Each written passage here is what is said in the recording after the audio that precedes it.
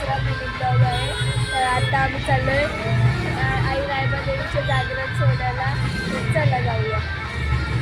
रात्रीचे 11 वाजले तरी गर्दी बघा किती आहे.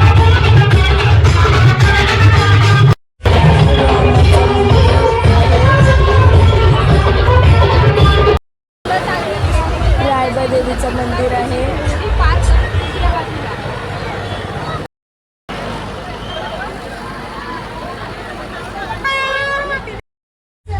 पायल दीदींनी सर्वांना दिली पाणीपुरी पार्टी.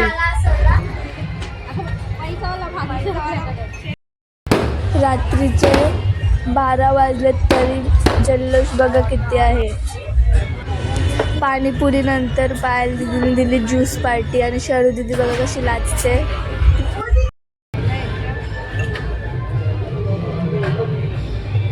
भेटूया आपण आता दुसऱ्या मिनी ब्लॉग मध्ये.